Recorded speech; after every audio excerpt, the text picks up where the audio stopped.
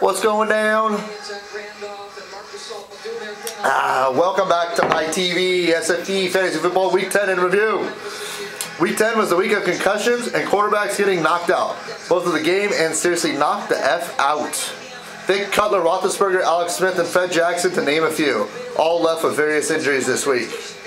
As the screws tighten down on a few teams trying to make the playoffs, we see our first two teams clinch playoff berths in Week 10. Congrats to Show Me Your TDs and Underdogs. And we have our 9th pie winner of the year through 10 weeks. Claiming his first pie of the year is the Rookies. Congratulations, Rookies. Well done. Pie, brother. Pumpkin pie. And the Rookies crushes Just Win Baby 157 to 81 points. Rookies is on the verge of clinching as well with a 7-3 record.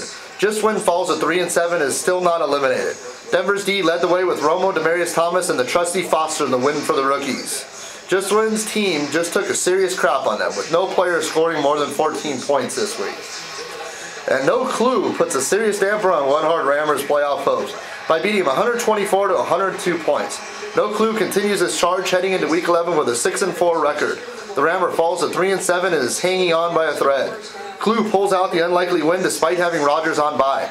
Big games from Cecil Shorts and Steven Jackson helped down the Rammer, who played Freeman instead of Rivers in defeat in Week 10. And the Unagis climb back to 500, thrashing Los Malditos Perros 153 to 91, and backing the Perros up to 4-6. Breeze 39 and Dallas's D led the charge for the Unagis.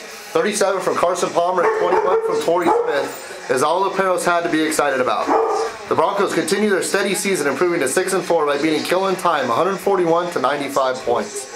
Killin' Time falls to 5-5 and is still very much alive. The 50 spot from Matty Ice. 42 combined from Chris Johnson and Frank Gore handled biz for the Broncos. 36 from Jimmy Graham goes the ways for Killin' Time, though, in defeat. Pan Attack and Morrissey Queen both finished with Week 10 with a 4-6 record. But in this one, Panda gets the oh-so-satisfying win over the Queen, beating him 136 to 125 points. Calvin and Peyton went off, but wasn't enough for Morrissey this week. The Attack had great balanced scoring led by Andrew Luck and Fred Jackson, pre-injury 26. Show Me Your TDs continue to be a force, beating Game Over Man 136 to 127 points in this comeback win. 7 out of his 8 players scored solid points totals for the TDs, and he looks like the real deal heading down the stretch. Game Over falls to 3-7 despite a solid point total on 46 from Stafford. TDs remains atop of the leaderboard with an 8-2 record. Now, will he start resting his players for the playoff run? We'll find out next week. Underdogs gets another nice matchup against a low-scoring team and gets the W. The Dogs make the playoffs with an 8-2 record and a 5-game win streak, beating the Shitweasels 118 to 96 points. The Shits falls to 4-6 and can still make a charge. Peterson's 31 led the way for the Dogs, while 37 goes to waste for the Shits.